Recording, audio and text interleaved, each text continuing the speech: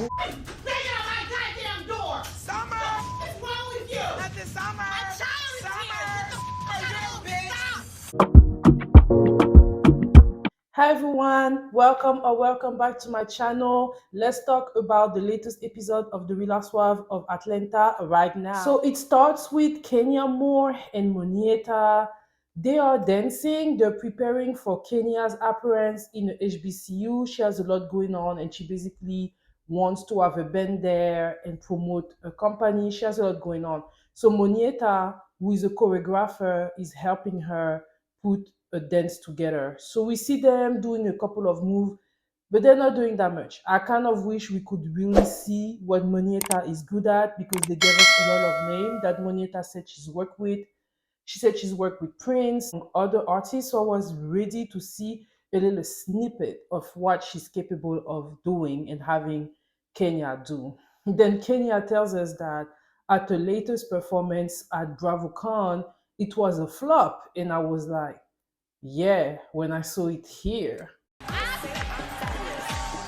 All I know is I was like, oh, I'm on the floor, so busted dropped. I was trying to give legendary. Ow. Yeah, yeah, she missed it. She was trying to like do like some of the ballroom move, but it went really bad. I mean, Kenya is like what, late 40s, maybe early 50s. So I give it to her, but that might have been a little bit much for her. But what I like about Kenya is that she's laughing about it, she's laughing about herself. I really like that side of Kenya, the really playful Kenya that doesn't take herself seriously and can laugh something off and accept that, okay, I didn't do good this time, but I want to do good next time. I loved it. Next, we have Sanya. She is in the office with her mom and her sister. Her sister seems to be pretty tense, and at some point, Sanya got a call from a brother-in-law who is also a personal assistant, and she had a long list of errands that she needs him to run. And she was saying everything, and a part of me was like, I hope he took notes because that was a lot of things that she want him to do.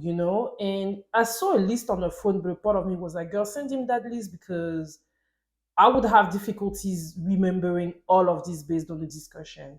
Then she tells her mom and her sister that her husband is ready to only be her husband and their son together. She's ready for everybody else to leave. And Sanya's sister doesn't seem to like that. Boss was saying like, he's ready for us to just be us again. Oh. Probably was really curious to understand why she is mad at it. The mom seems a little bit disappointed too. Even Sanya herself is not really for it. She said that she likes to have a family there. I'm just going to give my guess. I think that there might be some power struggle. Us all living together allows Sanya and Ross to move pretty freely and not have to worry about dues. She's not selfish, she's self-centered.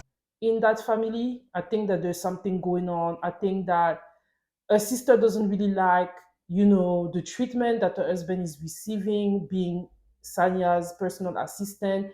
I think that they blurred the line a lot, and this is a no-no when you do that with like family member and stuff like that. But we saw a lot of frustration in her sister, and so that they're not, going to have a scene for TV, she decided to leave, which I thought was the perfect thing to do, to step out when you see yourself getting more angry. I think that there is a power struggle there. Next, we have Marlo with her nephew. Marlo is saying that every year for Halloween she has a photo shoot, so she's going to have a nephew with her this year. And then she's telling us how she has gone to jail a lot, which the ladies always made a fun of. But she really wants to get pardoned because she wants to be able to carry her own gun because she doesn't feel safe.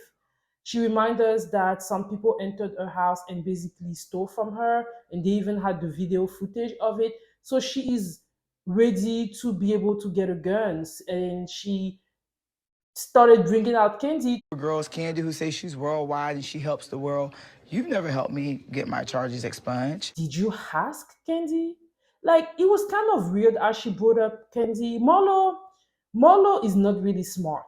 She's not really smooth with it. You know what I mean? Obviously, she has an issue with Kandi. that I think personally is jealousy. And I think it's a mix of jealousy and wanting to secure a place in the show. So she thinks that being at odds with Kandi is the best for her. That's what I'm starting to think. I'm like, why did you bring up Kandi in that situation? Why? Like, you're acting like you asked Kandi and she said no. You're saying that she didn't even think about helping you. This lady has 4 kids, 2,500 businesses, a woman, a mother that's still alive, countless of aunties, countless of employees, countless of people like that count on her, and you want her to think about your situation? Based on what? You're not even friends right now. Like, where is that coming from? I feel that if Marlo wants something from Kendi, the least she could do is to first ask her, and if she says no and she has and she cannot help her, that's something. But you don't. You just saying that she didn't think about you. What would she think about you? She got a long ass list of things to do only this season. We saw that list. Marlo is pushing it for me, and I don't like the way she's going about that situation. Then Courtney comes, and apparently Courtney is the friend that Marlo is talking about when she's talking about she has a good friend. Because Courtney is like an Olivia Pope, she probably is like a crisis manager, and she decided to help her with that. So she's thanking her and everything, and then she's telling her what happened with a nephew that died. This is Marlo opportunity to talk about what happened with the nephew, because that didn't happen when they were all at Drew shows, and that's why she was mad at Drew, because she didn't bring it up. So she's like, okay, well, if we're not gonna bring it up in front of Kenzie, I'm gonna bring it up on my own. So she's talking about how a nephew was excited to work at Old Lady Gang and got killed by somebody that works at Old Lady Gang, and she brought it up to Kenzie, and Kenzie didn't bring it up again. And I was like, girl, are you and Kenzie friends? Because I don't think you are. So I'm wondering, like, what do you expect out of Kenzie outside of I'm sorry for your loss? When he was killed, did he work at All Lady Gang at the time he was killed? Like, or has he already moved on? Like, I understand you wanting Candy to express, maybe to be a little bit more expressive on her sadness, but if she don't want to do it on the show, she don't want to do it on the show. I don't understand why you bringing it up, right?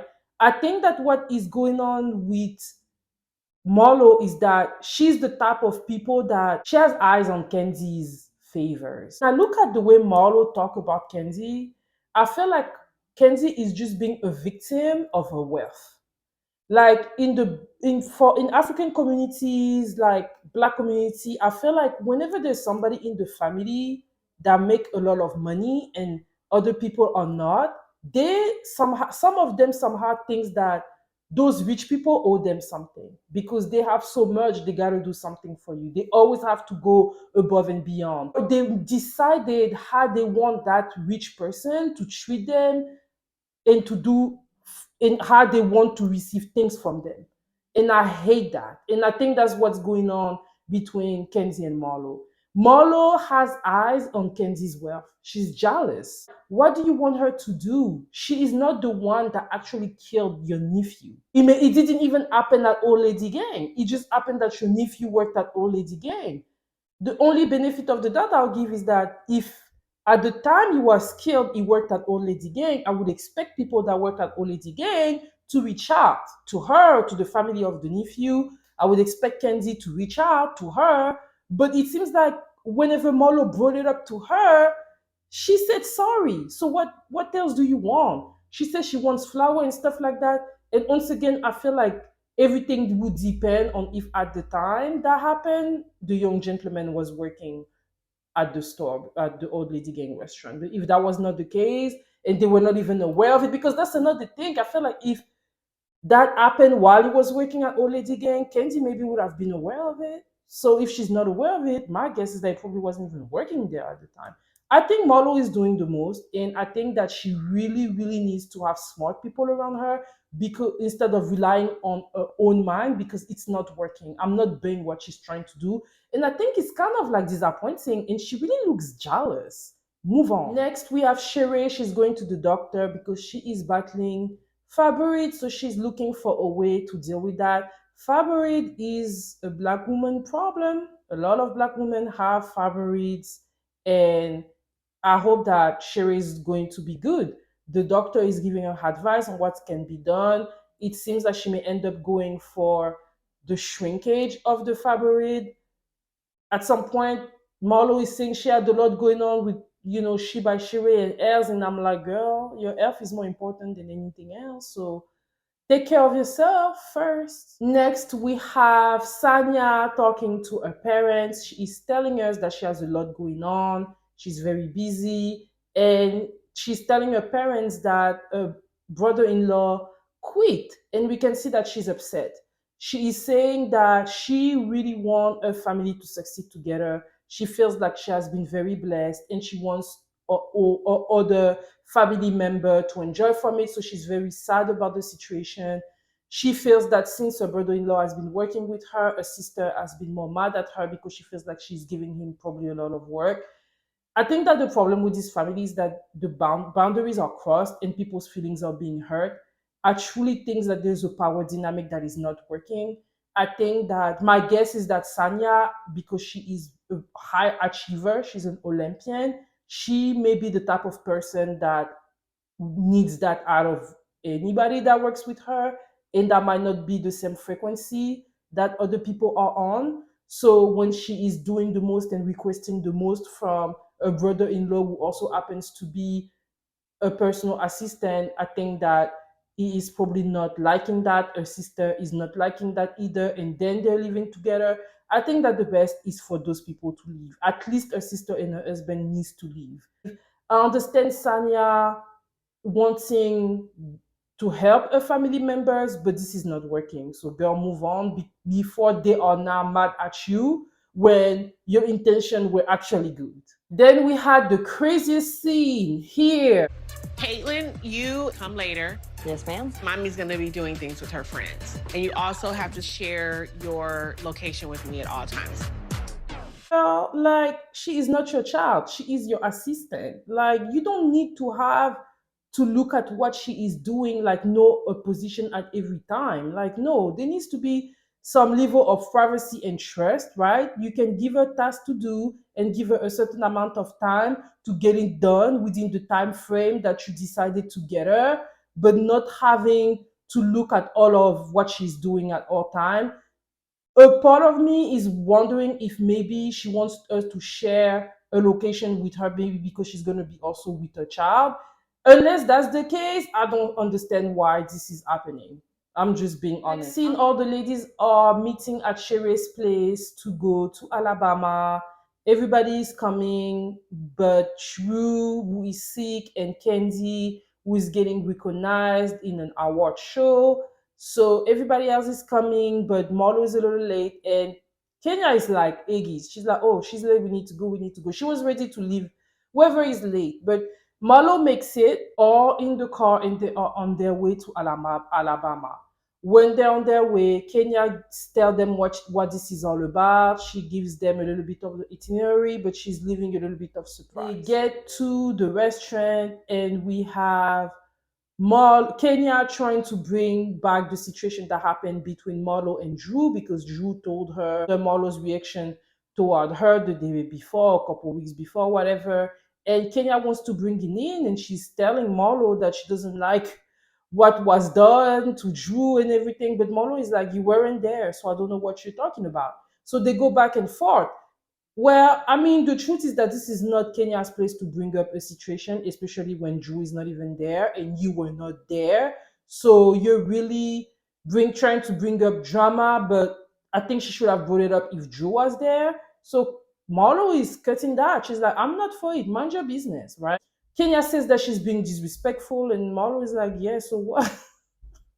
Marlo is a case. She is a menace. So they dance before the restaurant. So they had a competition where they're learning all those majorettes move, and Sheree's won. And then Courtney's husband called, or ex-husband, or whatever baby daddy calls her, and they talk about, oh, what's his name? And then Kenya was like, oh, the only person I know, it was in this movie. We did these movies years ago. And I'm like, how come Kenya remembers that man's that she had a movie with like 30 years ago or something like that. And it happens that it is the same man. So they FaceTime and Kenya say hi to him. And in the confessional, she was like, he was extremely good looking in the 90s. I think that was a shade to say he doesn't look that good anymore.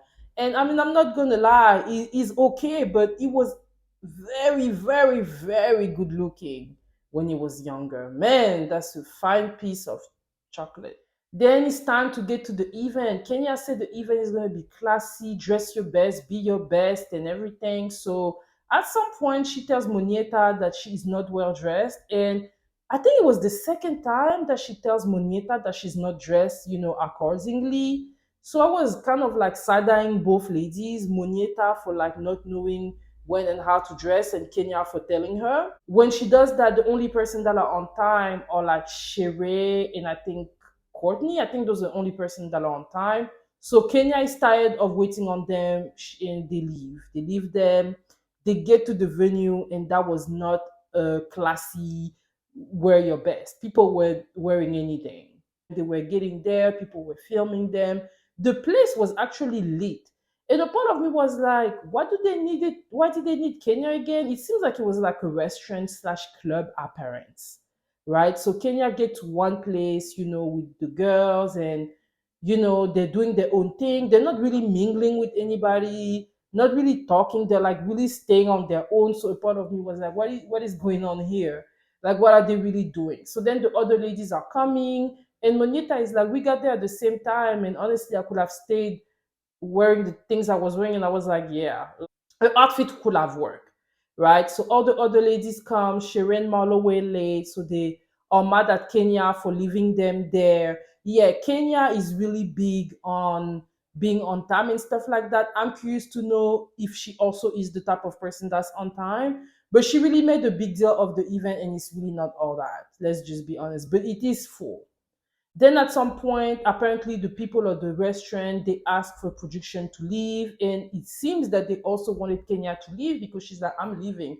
So all the ladies are leaving. So they wore their outfit and everything. I'm like, did you even eat? They leave. So then when they get to the hotel, Kenya goes to a room and all the ladies are wondering what's going on, what's going on. They decided to go to a room because they want to know more, like why they went to the event, then everything ended. So when they get there, they started knocking, but then Marlo got really violent with it here.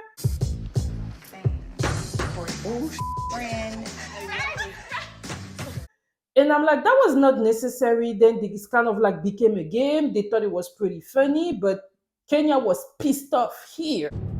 Banging on my goddamn door! Summer! What's wrong with you? Nothing, Summer! My child is here! Get the f out! Stop! Y'all were like banging on her door. Obviously, she's not in a good mood. And whenever she's telling them she's not happy about it, Marlo still find a way to go back and forth with her. So her daughter's in there. We're not gonna... No, that's bullshit. Get your ass out here and put Brooklyn in another room. Stop being disrespectful with your broke ass. And a part of me is like, how old is Marlo? She has a big lack of immaturity.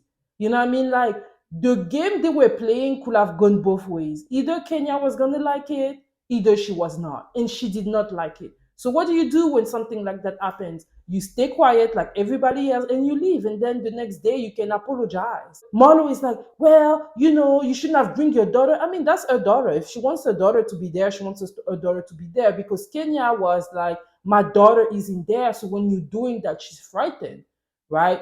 So she was really annoyed. She said she was going to call the police on them. And Marlo kept on talking. And I was like, Marlo, you're just doing the most. And I am honestly tired of you.